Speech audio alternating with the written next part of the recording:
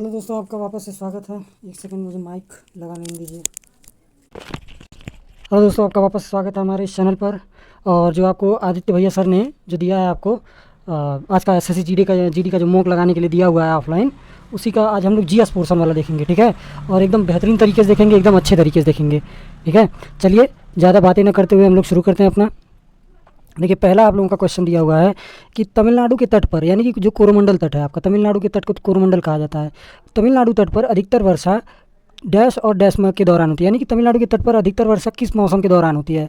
तो तमिलनाडु का जो कोरोमंडल तट है वहाँ पर अक्टूबर और नवंबर, हमारा ऑप्शन ए, इस दौरान अक्टूबर और नवंबर के दौरान वर्षा होती है। ठीक है, और ये वर्षा किससे होती है? ये वर्षा होती है लौटते हुए मानसून से, लौटता हुआ मानसून, उससे वर्षा होती है। ठीक है, और ये लौटता हुआ मानसून, इसको हम उत्तर पूर्वी मानसून भी कहते हैं। उत्तर पूर्वी मानसून भी कहते हैं, उत्तर पूर्वी मानसून। ठीक है, हाँ, उत्तर पूर्वी मानसून कहते हैं। और भारत में सर्वाधिक वर्षा वाला, एक सेकंड मैं यहाँ पे साइड में लिख देता हूँ। भारत, रुक जाइए, हाँ, भारत में सर्वाधिक वर्षा वाला स्थान कौन सा है? भारत में सर्वाधिक वर्षा वाला स्थान है मासिनराम, मासिनराम। ठीक है, और न्यूनतम वर्षा वाला स्थान कौन सा है? न्यूनतम वर्षा वाला स्थान, न्यूनतम वर्षा वाला स्थान है आपका लेह। ठीक है, न्यूनतम वर्षा वाला स्थान। और साथ में जो यूपी कांस्टेबल की तैयारी कर रहे हैं वो भी आप लोग ध्यान दीजिएगा कि आप लोग उत्तर प्रदेश स्पेशल का देख लीजिए। साथ में आप लोग एसएससी जीडी के साथ साथ यूपी कांस्टेबल की तैयारी कर ही रहे होंगे, यूपी पुलिस का फॉर्म भरा ही होगा। उत्तर प्रदेश में सर्वाधिक वर्षा कहाँ होती है? उत्तर प्रदेश में सर्वाधिक वर्षा आपकी गोरखपुर में होती है। उत्तर प्रदेश में सर्वाधिक वर्षा गोरखपुर में होती है। और उत्तर प्रदेश में न्यूनतम वर्षा, यानी सबसे कम वर्षा कहाँ होती है? उत्तर प्रदेश में सबसे न्यूनतम वर्षा होती है आपकी मथुरा में। ठीक है, फिर देखिए आपका 22वां नंबर क्वेश्चन पूछ रहा है कि 22वां नंबर ये है, निम्नलिखित में से किसे सितंबर 2022 में भारत में त्रिपुरा से राज्यसभा के सदस्य के रूप में निर्वाचित किया गया था? अरुण कुमार सिंह, राधा मोहन दास, बिप्लव कुमार देव या मरियम रेंगमा? तो इसमें से बिप्लव कुमार देव को नामांकित किया गया था। ठीक है, ये करंट का क्वेश्चन है। और राज्यसभा में कुल सीटों की संख्या कितनी है? कुल 250 सीट है। ठीक है, 250 सीट है, 245 कुल टोटल वर्तमान सदस्य हैं। वर्तमान जो सदस्य हैं वो 245 हैं। 245 में से किस तरीके से चुनाव होता है आपका? 233 तो राज्य विधानसभाओं के द्वारा चुने जाते हैं। ठीक है, और 12 जो होते हैं वो राष्ट्रपति के द्वारा चुने जाते हैं। राष्ट्रपति के द्वारा 12 चुने जाते हैं। ठीक है, और देखिए आपका 23वां नंबर क्वेश्चन देखिए, निम्नलिखित में से कौन ब्रिटिश भारत में भारतीय सिविल सेवा में भर्ती होने वाले पहले भारतीय थे?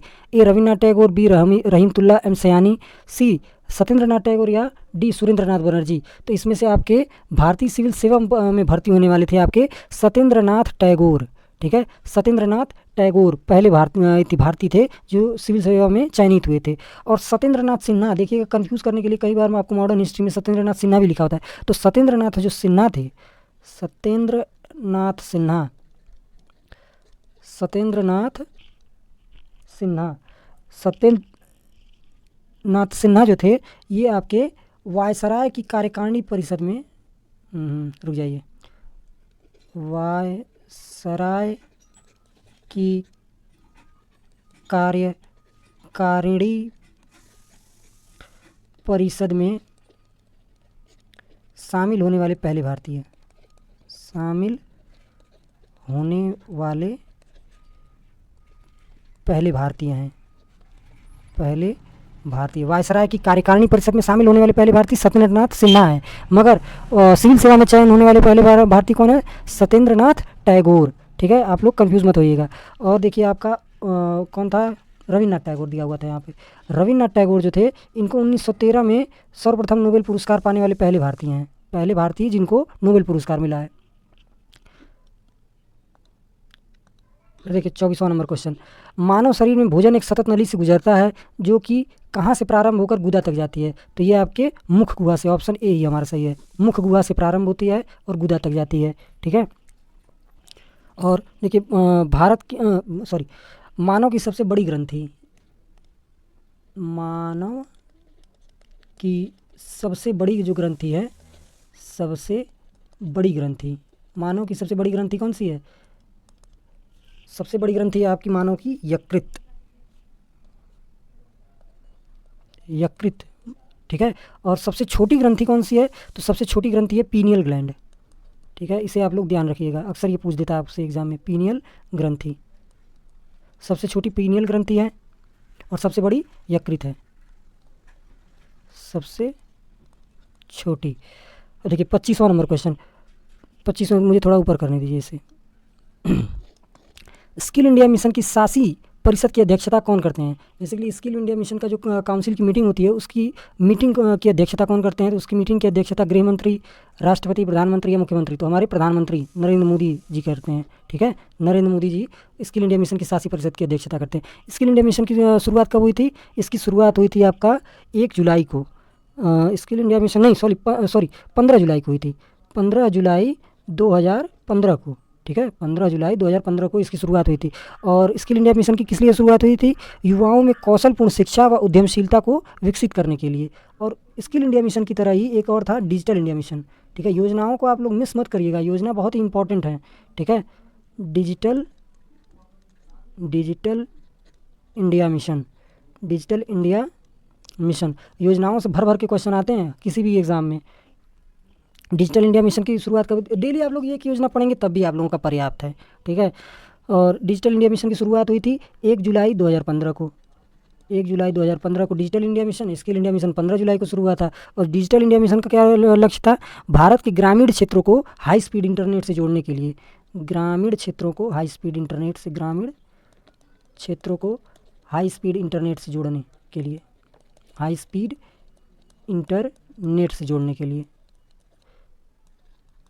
जोड़ने हेतु, ठीक है, हो गया। चलिए अब हम लोगों का 26वां नंबर क्वेश्चन, 26वां नंबर क्वेश्चन है, 5वीं पंचवर्षीय योजना तथा 6ठी पंचवर्षीय योजना की मध्य की योजना को क्या कहा जाता है। ए integrated, be rolling, C equality, D forward. तो उसे क्या कहते हैं, रोलिंग प्लान कहते हैं, ठीक है। रोलिंग प्लान कब से कब तक के लिए आया था, 1978 से लेकर 1980 तक के लिए, ठीक है, 2 सालों के लिए आया था। और इसे किसने शुरू किया था, मोरारजी देसाई, मोरारजी देसाई, मोरारजी देसाई ने शुरू कराया था, ठीक है। क्योंकि इमरजेंसी के बाद कांग्रेस की सरकार हट गई थी और कांग्रेस की सरकार हटने के बाद जनता पार्टी की सरकार बनी थी, तो जनता पार्टी ने पंचवर्षीय योजनाओं को ख़त्म कर दिया था और उसकी जगह रोलिंग प्लान, यानी कि हर साल एक किसी योजना का या किसी मिशन का मूल्यांकन किया जाएगा, उस आधार पर उस योजना को या उस आगे की गतिविधियों को संचालित किया जाएगा, इसीलिए रोलिंग प्लान आया था, ठीक है।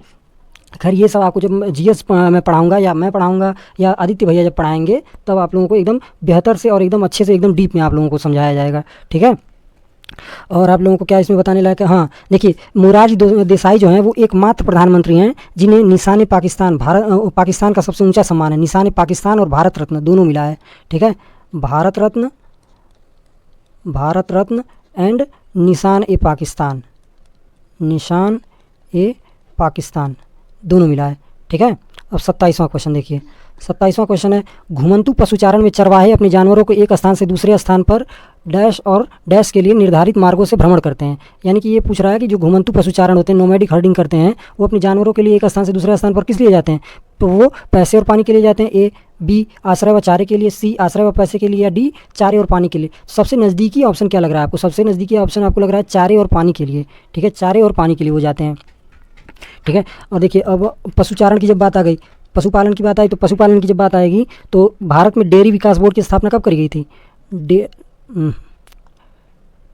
डेयरी, ये पूछता है एग्जाम में, डेयरी विकास बोर्ड, डेयरी विकास बोर्ड की स्थापना 1965 में हुई थी, ठीक है। डेयरी विकास बोर्ड की स्थापना 1965 में। और भारतीय डेयरी निगम की स्थापना, भारतीय डेयरी निगम, इसकी स्थापना कब हुई थी, इसकी स्थापना हुई थी 1970 में, 1970 में आनंद, गुजरात में, गुजरात का एक स्थान है आनंद, वहाँ पे हुई थी, ठीक है, गुजरात में। और हम लोगों का एक और इसका शोध संस्थान है, उसका क्या नाम है, हाँ राष्ट्रीय डेयरी शोध संस्थान, राष्ट्रीय डेयरी शोध संस्थान, राष्ट्रीय डेयरी शोध संस्थान। इसका मुख्यालय कहाँ पर है, इसका मुख्यालय करनाल हरियाणा में है, करनाल हरियाणा में है, ठीक है। अब 28वां नंबर क्वेश्चन देखिए, निम्नलिखित में से कौन सा केस फौजदारी कानून के अंतर्गत नहीं आता है? ए तलाक विवाद, बी दहेज के लिए तंग करना, सी चोरी या डी हत्या। तो देखिए जो मुकदमे होते हैं वो दो प्रकार के होते हैं, ठीक है। पहला है फौजदारी और दूसरा है दीवानी। फौजदारी में मारपीट या किसी को तंग करना या किसी की हत्या करना, ये सब आते हैं। और दीवानी जो होते हैं, दीवानी में आपका जड़ जमीन का विवाद हो गया या पारिवारिक कोई विवाद हो गया जिसमें हिंसा ना हुई हो, ठीक है। ये नहीं कि जड़ जमीन के चक्कर में किसी को आप इतनी उठा उधार काट दिए हैं तो भी उतनी दीवानी में आएगा, दीवानी में तब नहीं आएगा, तब फौजदारी में चला जाएगा। तो जो जहाँ पर हिंसा ना हुई हो, संपत्ति का विवाद हो, विवाह विच्छेद का विवाद हो, पारिवारिक विवाद हो, वहाँ पे दीवानी मामले में आता है। तो दीवानी मामले में आपका तलाक विवाद आएगा, ठीक है। इसमें ये फौजदारी मामले में नहीं आएगा। फौजदारी मामले में चोरी हत्या आती है। ये आपको एकदम डीप में, ठीक है, आदित्य भैया कराएंगे जब आपको यूपीएसआई की क्लास लेंगे, क्या कहते हैं, मूल विधि की क्लास लेंगे तो उसमें अच्छे से इतने का नाम भैया करा देंगे, ठीक है। आदित्य भैया एकदम बढ़िया कराएंगे आपके। फिर देखिए 29 नंबर क्वेश्चन में ये पूछ रहा है कि निम्न में से रेडॉक्स अभिक्रिया की पहचान कीजिए। सबसे पहले तो हम लोग रेडॉक्स अभिक्रिया समझ लेते हैं। रेडॉक्स अभिक्रिया में आपका ऑक्सीकरण व अपचयन दोनों एक साथ होते हैं, ठीक है। यहाँ पर मैं लिख देता हूँ, रेडॉक्स अभिक्रिया किसे कहते हैं? रेडॉक्स अभिक्रिया में ऑक्सीकरण और प्लस अपचयन, अब इन दोनों को भी मैं बताऊंगा, ऑक्सीकरण किसे कहते हैं, अपचयन किसे कहते हैं। ये दोनों क्रियाएं एक साथ होती हैं, ठीक है। ऑक्सीकरण में आपका क्या होता है? ऑक्सीकरण में O2 प्राप्त करता है और H2 खोता है, ठीक है। O2 इसमें ऐड होता है ऑक्सीकरण से आप लोग शॉर्ट ट्रिक समझ लीजिएगा। O2 प्राप्त होता है और H2 जो होता है वो खोता है ऑक्सीकरण में, ठीक है। और अपचयन में क्या होता है? अपचयन में ऑक्सीकरण का उल्टा होता है। अपचयन में ये होता है कि H2 प्राप्त होता है, यानी कि हाइड्रोजन जुड़ता है और क्या होता है? ऑक्सीजन जो होता है वो खोता है, ये आप लोगों ने 9, 10, 11, 12 में जरूर पढ़ा होगा कि रेडॉक्स अपक्रिया, ऑक्सीकरण अपक्रिया, अपचयन अपक्रिया। तो रेडॉक्स अपक्रिया उन अपक्रियाओं को कहते हैं जिनमें ऑक्सीकरण और अपचयन दोनों एक साथ होती हैं। तो आइए हम लोग देखते हैं ऑक्सीकरण और अपचयन निम्न में से कौन सी क्रिया में हो रहा है। देखिए यहाँ पर आपका मैग्नीज डाइऑक्साइड है और आपका हाइड्रोजन क्लोराइड है। ये दोनों जब अभिक्रिया कर रही हैं तो यहाँ मैग्नीज क्लोराइड बन रहा है। इसमें मैग्नीज डाइऑक्साइड से ऑक्सीजन अलग हो गया तो यहाँ पर ये ऑक्सीकरण की क्रिया हो गई। रुकिए ये मैं लिख देता हूँ अच्छे से। यहाँ पे ये ऑक्सीकरण की क्रिया हो रही है, यहाँ पर ऑक्सीकरण की क्रिया हो रही है और यहाँ पर आपका अपचयन की क्रिया हो रही है। देखिए HCl, यहाँ पे हाइड्रोजन अलग हो रहा है ना, देखिए यहाँ पर अपचयन की क्रिया हो रही है। H2O प्लस Cl में अपचयन की क्रिया हो रही है। तो ये आपका रेडॉक्स अभिक्रिया है, ठीक है। हमारा ऑप्शन डी सही होगा। देखिए क्या पूछा था यहाँ पर हम लोगों से ये पूछा था कि निम्न में से रेडॉक्स अभिक्रिया की पहचान कीजिए। तो रेडॉक्स अभिक्रिया उसको कैसे हैं जिसमें ऑक्सीकरण और अपचयन दोनों एक साथ होती हैं। तो दोनों एक साथ हो रही है ना, ऑक्सीकरण और अपचयन, तो हमारा ऑप्शन डी सही होगा। फिर देखिए 30 नंबर क्वेश्चन, ओलंपिक में भारत के लिए प्रथम ध्वजवाहक कौन था? ए ध्यानचंद, बी लाल शाह बुखारी, सी जफर इकबाल या डी पूर्मा बनर्जी। तो ओलंपिक में भारत के लिए प्रथम ध्वजवाहक आपका पूर्मा बनर्जी थे, ठीक है, पूर्मा बनर्जी, ठीक है। आइए हम लोग इनके बारे में देख लेते हैं। पूर्मा बनर्जी कौन थे? ये 400 मीटर स्प्रिंट रेसिंग में अव्वल इतनी का नाम धावक थे, ठीक है। और इन्होंने कहाँ पर भारत का ध्वजवाहन किया था? 1920 के बेल्जियम ओलंपिक में। बेल्जियम या रोम, नहीं बेल्जियम ओलंपिक था, हाँ बेल्जियम ओलंपिक में इन्होंने भारत का प्रतिनिधित्व किया था, ठीक है। और ध्यानचंद जयंती जो है, ध्यानचंद जयंती या राष्ट्रीय खेल दिवस, इन्हीं की जयंती को राष्ट्रीय खेल दिवस के भी नाम से जानते हैं। किस दिन मनाते हैं हम लोग? 29 अगस्त को ध्यानचंद जयंती मनाते हैं, ठीक है। और इनके नाम पर एक पुरस्कार है जिसे पहले राजीव गांधी खेल रत्न पुरस्कार कहा जाता था, अब उसे मेजर ध्यानचंद स्मृति पुरस्कार कर दिया गया है, ठीक है। अब देखिए 31वां नंबर क्वेश्चन देखिए, महाशिवरात्रि हिंदू देवता भगवान शिव के सम्मान में हिंदू माह में मनाई जाती है। बेसिकली आपसे ये पूछ रहा है कि महाशिवरात्रि हिंदू महीने के किस माह में मनाई जाती है? तो ये आपका फाल्गुन में मनाई जाती है, फाल्गुन में, ठीक है, फाल्गुन में मनाई जाती है। ऑप्शन बी हमारा सही है, ठीक है। और फाल्गुन की पूर्णिमा में ही, देखिए यहाँ पे मैं लिख देता हूँ, फाल्गुन और जो अन्य त्यौहार हैं, फाल्गुन की पूर्णिमा को ये इस टाइप के क्वेश्चन अक्सर पूछने लगा है। अब हिंदी जो महीने हैं उनसे रिलेटेड क्वेश्चन या हिंदी महीनों से रिलेटेड जो त्यौहार हैं उनके बारे में ज़्यादातर पूछने हर एग्ज़ाम में आ रहा है। आपका एसआई का हो गया, आपका यूपी कांस्टेबल का हो गया या जीडी का हो गया, यहाँ तक कि सीजीएल विजिल जो भी एग्ज़ाम दे रहे हैं आप, उसमें अक्सर इतनी का नाम है किसी न किसी पेपर में या किसी न किसी शिफ्ट में हिंदी महीनों से संबंधित जरूर आपसे पूछ लेता है। तो हिंदी महीने एक बार आप लोग अपने रट लीजिएगा। और फाल्गुन माह की पूर्णिमा के दिन क्या पड़ता है आपका, होली पड़ता है। फाल्गुन की पूर्णिमा के दिन होली पड़ता है, ठीक है। और कार्तिक की पूर्णिमा को क्या पड़ता है, कार्तिक की पूर्णिमा को आपका दीपावली पड़ता है। कार्तिक की पूर्णिमा के दिन दिवाली पड़ती है, ठीक है। अब 32वां नंबर क्वेश्चन देखिए। 32वां नंबर क्वेश्चन है, अक्टूबर 2022 के अनुसार भारतीय कम्युनिस्ट पार्टी के महासचिव कौन हैं। भारतीय कम्युनिस्ट पार्टी के बारे में भी आप लोगों को एकदम सब कुछ अच्छा सा याद होना चाहिए, ठीक है। क्योंकि हर एक एग्जाम में, चाहे आपका यूजीसी नेट के एग्जाम में भी मैंने इस क्वेश्चन को देखा है कि भारतीय कम्युनिस्ट पार्टी से संबंधित पूछ लेता है। आपका एसएससी में तो ये खैर आया हुआ है, एसएससी का ही पेपर है। आपका यूपी पीसीएस तक में, यहाँ तक यूपी पीटी में भी आप लोगों से इस बारे में पूछ लेता है, क्योंकि भारतीय कम्युनिस्ट पार्टी जो है वो सबसे पुरानी पार्टी है, ठीक है। वो सबसे पुरानी पार्टी। इसका गठन कब हुआ था, इसका गठन हुआ था 26 दिसंबर 1925 को। अरे सीपीआई की स्थापना 26 दिसंबर 1925 को हुई थी, दिसंबर 1925 को। और किसने स्थापित करी थी, एमएन रॉय ने स्थापित करी थी, ठीक है। और कहाँ स्थापित करी थी, कानपुर में, ठीक है। कानपुर में इसका गठन किया गया था एमएन रॉय के द्वारा, ठीक है। और वर्तमान इसके क्या पूछा है, वर्तमान सचिव पूछा है ना, वर्तमान महासचिव पूछा है। वर्तमान महासचिव आपके डी राजा हैं, डी राजा हैं। और पहले महासचिव कौन थे, पहले आपके महासचिव थे एसवी घाटे, यहीं पे मैं लिख देता हूँ एसवी घाटे, ठीक है, पहले महासचिव थे। और कांग्रेस के बारे में आपका, कांग्रेस की स्थापना कब हुई थी, कांग्रेस के पहले अध्यक्ष कौन थे, कांग्रेस की स्थापना किसने करी थी, किस सन में करी थी, ये आप लोग कमेंट सेक्शन में लिख के बताइए। फिर देखिए 33वां नंबर क्वेश्चन देखिए, शबनम पीवी बालकृष्णन को किस नृत्य शैली के लिए संगीत नाटक अकादमी पुरस्कार दिया गया है। ये आपका करंट का क्वेश्चन है, ठीक है। 33वां नंबर क्वेश्चन, इसका ऑप्शन है आपका कथकली बी, कथकली के लिए मिला था, ठीक है, शबनम पीवी बालकृष्णन को। और कथकली जो है वो आपका कहाँ का है, केरल का है। ये कथकली आपका केरल का है, ठीक है, कथकली केरल की है। और इसको संरक्षण यहाँ पर मैं अलग लिख लेता हूँ। कथकली के बारे में थोड़ा कुछ हम लोग जान लेते हैं, ठीक है, क्योंकि ये बहुत इम्पॉर्टेंट है। कथकली आपका कहाँ संबंधित है, केरल से। और इसको संरक्षण किसने दिया था, संरक्षण दिया था इसको त्रावणकोर के राजा मुकुंद ने, त्रावणकोर राजा मुकुंद ने संरक्षण दिया था, ठीक है। त्रावणकोर के राजा मुकुंद ने संरक्षण दिया था। और इसका नवीनीकरण, संरक्षण ऐसे लिखाएगा, इसका नवीनीकरण किसने किया था,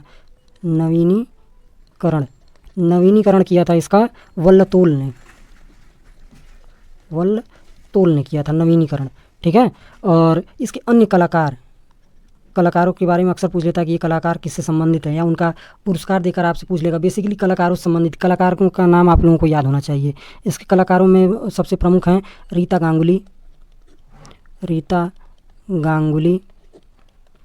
गांगुली और गोपीनाथ,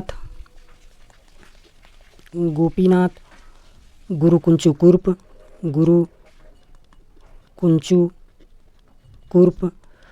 कुर्प के बाद हैं एन वाई वासुदेवम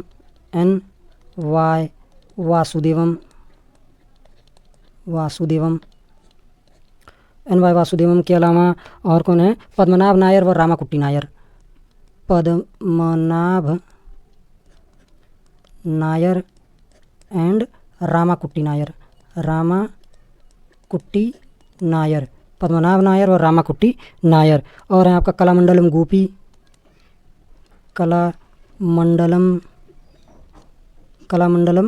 गोपी। और है आपका मोस्ट फेमस, ठीक है, उनका नाम है मृणालिनी साराभाई। मृणालिनी साराभाई कौन थी, मृणालिनी साराभाई आपका विक्रम साराभाई की पत्नी थी, ठीक है, मृणालिनी साराभाई। फिर आपका 34 नंबर क्वेश्चन कह रहा है कि अर्थव्यवस्था के प्रत्येक क्षेत्रक के द्वारा जीडीपी में किए गए योगदान से ही सांकेतिक ढांचा तैयार होता है। यहाँ पे हम लोगों का ऑप्शन डी सही है। ये एक परिभाषा है जिसे इकोनॉमिक्स में का नाम मैं पढ़ाऊंगा अच्छे से, तो उस टाइम आप लोगों को इकोनॉमिक्स में अच्छे से बताऊंगा। बेसिकली जो जीडीपी होती है, जीडीपी किसको कहते हैं, एक निश्चित अवधि में किसी देश में उत्पादित वस्तुओं और सेवाओं के मौद्रिक मूल्य को जीडीपी कहते हैं। और ये दो प्रकार से नापी जाती है, पहला आपका फैक्टर कॉस्ट, दूसरा आपका मार्केट कॉस्ट। और जो अर्थव्यवस्था में जो अलग अलग क्षेत्र होते हैं उनके द्वारा जीडीपी में जो योगदान होता है उससे सांकेतिक ढांचा का निर्माण होता है। फिर देखिए 35वां क्वेश्चन है, जनगणना 2011 के अनुसार भारत में सर्वाधिक महिला साक्षरता वाले राज्य का नाम बताइए। सर्वाधिक महिला साक्षरता वाले राज्य का नाम आपसे पूछ रहा है, तो सर्वाधिक महिला साक्षरता वाला राज्य कौन सा है, ऑब्वियसली वो एक ही होगा, वो होगा केरल, ठीक है, केरल हो गया। और सर्वाधिक भारत में कितनी साक्षरता है? भारत में आपकी साक्षरता है 74.04, 74.04 भारत में है। ठीक है, और केरल में वैसे कितनी साक्षरता है? केरल में 94%। ठीक है, और फिर उसके बाद सबसे कम साक्षरता कहाँ पर है? सबसे कम साक्षरता है आपका बिहार में। बिहार में केवल बाहर बा, बाकी और कुछ नहीं बा। बिहार में आपका कितनी साक्षरता है? 63.82%। ठीक है, फिर देखिए 36वां नंबर क्वेश्चन। ह्वेनसांग के अनुसार नालंदा बौद्ध मठ के डैश नए प्रवेशकों से कठिन प्रश्न पूछते थे जिसका उत्तर देना बहुत कठिन होता था। बेसिकली आपसे ये पूछ रहा है कि ह्वेनसांग के अनुसार नालंदा बौद्ध मठ में प्रवेश करने से पहले वहाँ पर इनमें से कौन ऐसा होता था जो कठिन प्रश्न पूछता था, जिससे नालंदा में प्रवेश पाना अत्यंत कठिन उस समय होता था? सबसे युवा बुद्ध भिक्षु पूछता था, या मठ के प्रमुख पूछते थे, या सबसे पुराना भिक्षु, या डी द्वारपाल? तो जो नालंदा में प्रवेश के लिए द्वारपाल जो होता था वही सबसे कठिन क्वेश्चन पूछ लेता था। द्वारपाल के सवालों का जवाब लोग नहीं दे पाते थे, इतना का नाम नालंदा में एडमिशन लेना काफ़ी कठिन था उस टाइम। ठीक है, और ह्वेनसांग जो था वो किसके दरबार में आया था? ये आया था आपके हर्षवर्धन के दरबार में, हर्षवर्धन के दरबार में।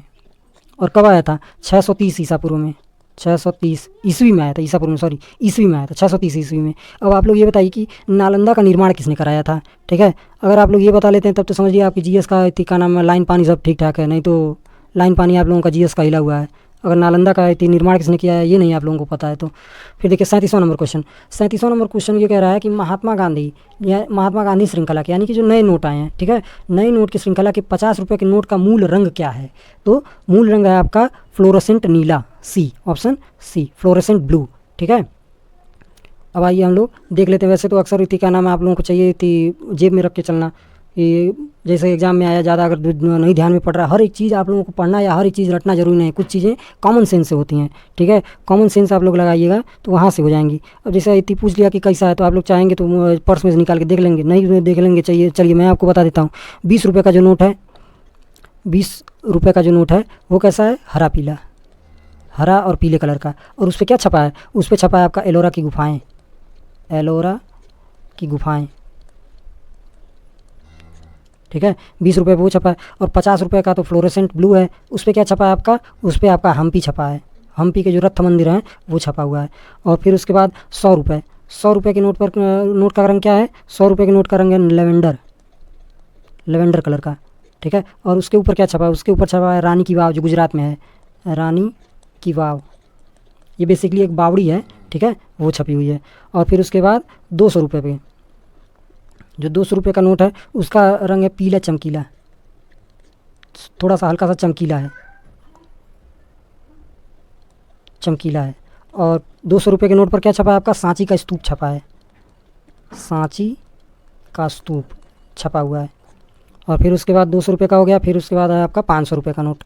500 रुपये का जो नोट है वो किस कलर का है? Stone grey colour, stone grey colour का है, स्टोन ग्रे कलर का है। और 500 रुपये के नोट पर लाल किला छपा हुआ है, लाल किला। ठीक है, और फिर उसके बाद 2000 रुपये का नोट, जो 2000 रुपये का वो तो खैर बंद ही हो गया, खैर इसी साल बंद हुआ है तो हो सकता है आपसे पूछ सकें। ठीक है, उस पर मैजेंटा छपा है आपका, मैजेंटा, और मैजेंटा कलर का है। और उस पर मंगलयान छपा हुआ था, अब बंद हो गया खैर। 2000 रुपये का नोट मंगलयान छपा हुआ है। मोदी जी चला ही नहीं पाए, मारे इतनी का नाम सीना चौड़ा करके लॉन्च किए, पार और लगना नहीं है कुछ, फालतू का केवल काम करना है, खुद परेशान होना है, देशवासियों को परेशान करना है। फिर देखिए बैडमिंटन में प्रत्येक खेल में कितने पॉइंट्स होते हैं? ए 11, बी 21, सी 20 और डी 15। तो बैडमिंटन के में प्रत्येक खेल में आपके कुल 21 पॉइंट होते हैं। ठीक है, फिर देखिए 39 नंबर क्वेश्चन ये है आपका कि भारतीय संविधान का कौन सा अनुच्छेद प्राण और दैहिक स्वतंत्रता का संरक्षण से संबंधित है? यानी basically right to life, English में कहें तो राइट टू लाइफ, प्राण और दैहिक स्वतंत्रता को कहते हैं। ठीक है, तो राइट टू लाइफ आपका अनुच्छेद 21 से संबंधित है। ठीक है, और अनुच्छेद 19 से क्या संबंधित है? विचार एवं अभिव्यक्ति। यहीं पे मैं छोटा छोटा लिख देता हूँ, विचार एंड अभिव्यक्ति। जब पॉलिटी की क्लास में पढ़ाऊंगा तब मैं आपको अच्छे से बताऊंगा अभिव्यक्ति की स्वतंत्रता। अनुच्छेद 20 में क्या है? अनुच्छेद 20 में आपका अपराधों के संबंध में दो सिद्धि से संबंधित संरक्षण, अपराधों के लिए दो सिद्धि संबंधित संरक्षण, दो सिद्धि से संरक्षण, संरक्षण। ठीक है, और अनुच्छेद 22 में क्या है? अनुच्छेद 22 में आपका गिरफ्तार या हिरासत किए गए व्यक्ति की सुरक्षा। ठीक है, अनुच्छेद 22 में है। और देखिए अंतिम क्वेश्चन पे आते हैं हम लोग। अंतिम क्वेश्चन है आपका 40वां में आपका कह रहा है निम्नलिखित में से कौन सा आंध्र प्रदेश का एक शास्त्रीय नृत्य रूप है। आंध्र प्रदेश का शास्त्रीय नृत्य रूप क्या है? कुचिपुड़ी। ठीक है, कुचिपुड़ी हो गया। और देखिए आपको बाकी राज्यों का भी मैं शास्त्रीय नृत्य आपको लिखवा देता हूँ। यहाँ पर देखिए भरतनाट्यम के कहाँ का है? भरतनाट्यम है आपका तमिलनाडु का, भरतनाट्यम तमिलनाडु। फिर उसके बाद कौन सा है? भरतनाट्यम के बाद कथक है हमारा उत्तर प्रदेश, उम्मीदों का प्रदेश उत्तर प्रदेश। फिर है आपका उड़ीसी कहाँ का है? उड़ीसी है आपका उड़ीसा का। और फिर है आपका कथकली है आपका केरल का, कथकली है केरल की। और फिर उसके बाद है आपका सतरिया है आपका असम। सतरिया को पुनर्जीवित किसने किया था? सतरिया को पुनर्जीवित किया था शंकरदेव ने, असम। ठीक है। फिर आपका मणिपुरी कहाँ का नृत्य है? मणिपुरी नाम से ही आप लोगों को पता होगा, मणिपुर का है। और फिर आपका मोहिनी अट्टम कहाँ का नृत्य है? मोहिनी अट्टम भी आपका केरल का है। ठीक है, ये आपके शास्त्रीय नृत्य हो गए। और किसी दिन मैं जब आदित्य भैया बताएंगे उस दिन मैं किसी दिन आपको एकदम अच्छे से शास्त्रीय नृत्यों की एकदम पूरी श्रृंखला करवा दूंगा। और उसके बाद उससे बाहर आपको शास्त्रीय नृत्यों के बारे में आपको पढ़ने की ज़रूरत नहीं पड़ेगी। आप लोग मेरे ऊपर भरोसा कीजिए। मेरा खुद का एसएससी जीडी में सिलेक्शन हुआ है। ठीक है, मगर मैं फिजिकल देने नहीं गया क्योंकि फिजिकल मेरा उस समय तैयार नहीं था। एसएससी एमटीएस में हुआ था मगर उसके बाद मुझे ये लगा कि मैं खुद अपने घर में झाड़ू मारा नहीं आया, किसी और क्या झाड़ू मारे। एसएससी एमटीएस का हो गया था। फिर एसएससी सीजीएल का आपका प्री भी निकाला हुआ है मैंने। एसएससी सीजीएल का प्री भी मेरा हुआ था। मेंस नहीं हो पाया था, मेंस में थी कुछ कारणों की वजह से दे नहीं पाया था और अच्छे से मेरा हुआ नहीं था बेसिकली मेंस। और इसके बाद मेरा लेखपाल में भी बहुत कम मार्जिन से मेरा रुक गया था, नहीं तो लेखपाल भी मेरा क्लियर हो गया होता। ये सारे एग्जाम मेरे द्वारा निकाले हुए हैं। और इसका जो स्टैटिक जीके और जीएस वाला पोर्शन है वो आप लोग मेरे ऊपर भरोसा कीजिए। उसके जो मैं बता दूंगा उससे बाहर आप लोगों का बिल्कुल नहीं आएगा। चलिए धन्यवाद। आप लोग ऐसे ही पढ़ते रहिए लगन लगा के और लगातार पढ़ते रहिए। ये नहीं कि 2 दिन पढ़े 3 दिन आराम किए, इस तरीके से पढ़ेंगे तो सिलेक्शन 100% नहीं होगा।